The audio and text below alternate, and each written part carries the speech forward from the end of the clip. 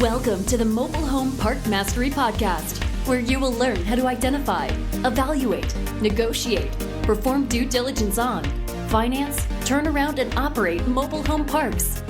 And now, here is your host, the fifth largest mobile home park owner in the United States, Frank Rolfe.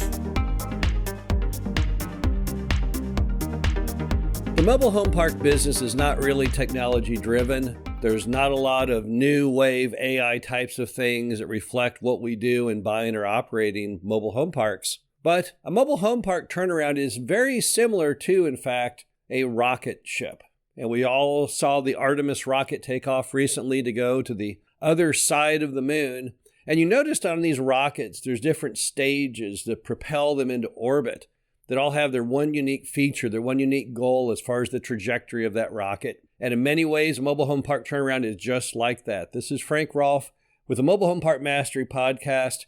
We're going to talk about the stages of a turnaround. Now, I've been doing turnaround mobile home parks since my very first one, Glen Haven, back in 1996. So for 30 years now, I've been turning around mobile home parks. They don't always start off in the same spot. Some are much nicer than others. Some, the turnaround plan is much easier. But all of them follow the same typical kind of trajectory. And I thought we should go over what those stages are. So stage one of a mobile home park turnaround is the law and order stage. And the main focus on this stage is simply to restore order to a mobile home park that often mom and pop have let just completely go asunder as far as what the requirements are on the tenants. So you're going to have to enact no pay, no stay on rent collection. If someone will not pay you the rent, okay, but you can't live here and not pay the rent. Something mom and pop never drew the line in the sand on. People didn't pay them sometimes for years. They let them keep living there. You can't do that. You have to file eviction. You have to retrain the people that the rent is due once a month, and if they don't pay it, you will evict them. No more complicated than that. You also have to enact no play, no stay when it comes to the rules. If they don't want to play by the rules, then they have to leave. Mom and pop never had that.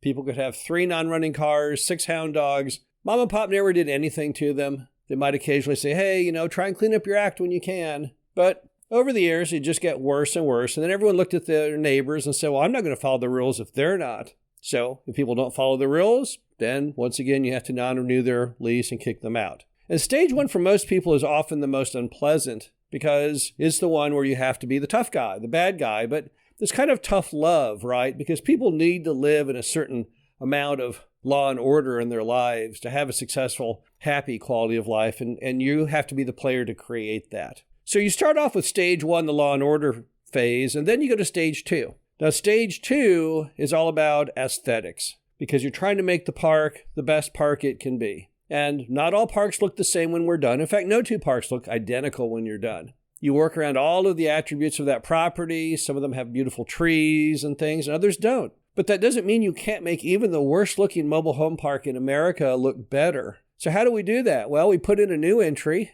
We prefer 3-rail white vinyl fencing with matching sign designs and maybe feather flags down the entrance. Get your common areas looking as good as they can. Make sure that the roads are patched, looking attractive, trees are trimmed, property well mowed. The stage two, the aesthetic stage, is mostly about your own ideas on streetscaping and just making it look visually appealing. And then once you've cleaned it up, because at this point now, when we've gone through stage two, we've kicked everyone out who won't pay the rent or follow the rules. And now in stage two, we've made the thing pretty. So then we go into stage three. And stage three is the marketing and sales phase. Because probably you're going to have, with most mobile home parks today, you're going to have some degree of vacancy. You may have vacant, park-owned homes, or you may have vacant lots.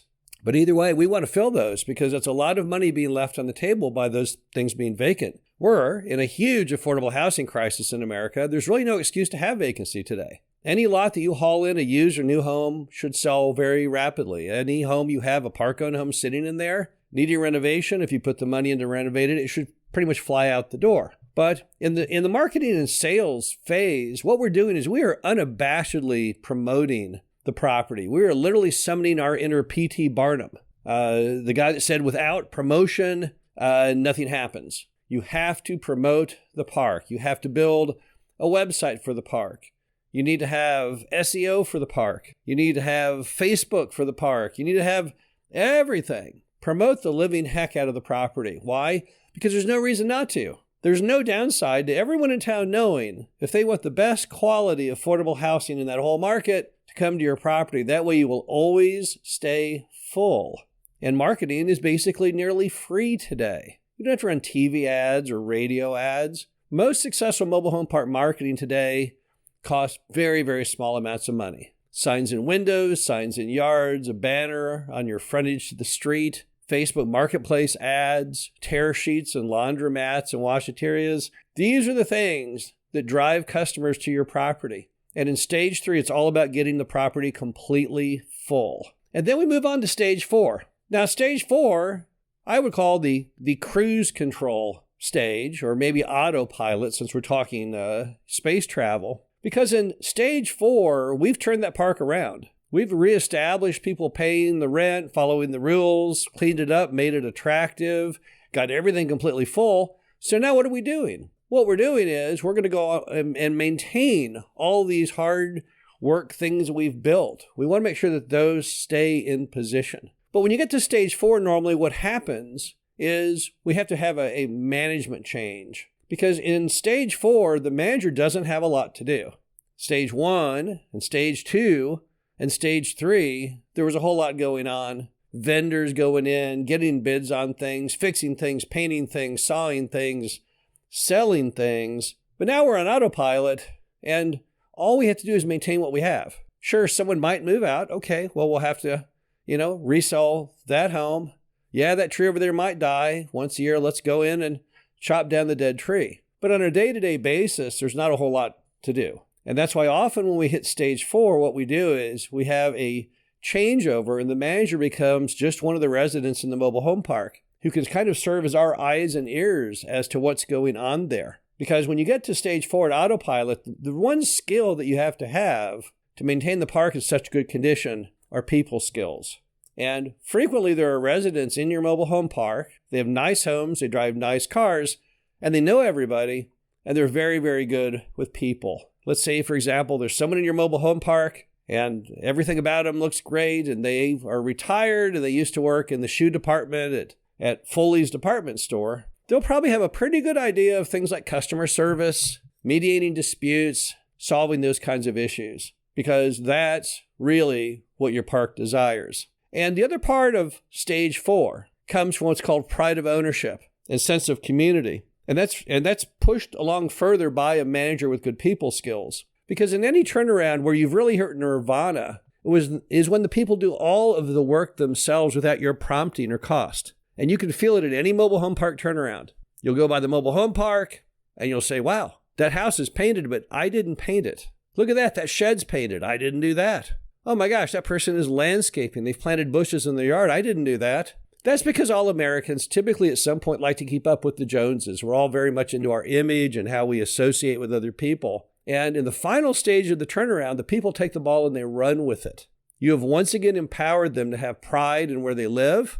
You have been the grain of sand that creates the pearl as far as their sense of community and trying to have a happy and successful existence in that community. And that's the point at which really your liftoff of your turnaround has finally gone full circle and been completed. Because you've taken everyone from often a position of mom and pop management, which was not very good, and people were suffering in that mobile home park because there were those few who wouldn't follow the rules. And now you've got everyone on an equal playing field, and suddenly the sky's the limit as how high that quality of life can be. This is Frank Rolfe, the Mobile Home Park Mastery Podcast. Hope you enjoyed this. Talk to you again soon. Thank you for listening to the Mobile Home Park Mastery Podcast. Be sure to visit us at mhpmastery.com to subscribe to the show, read our show transcriptions, and access all of our great information on mobile home park investing.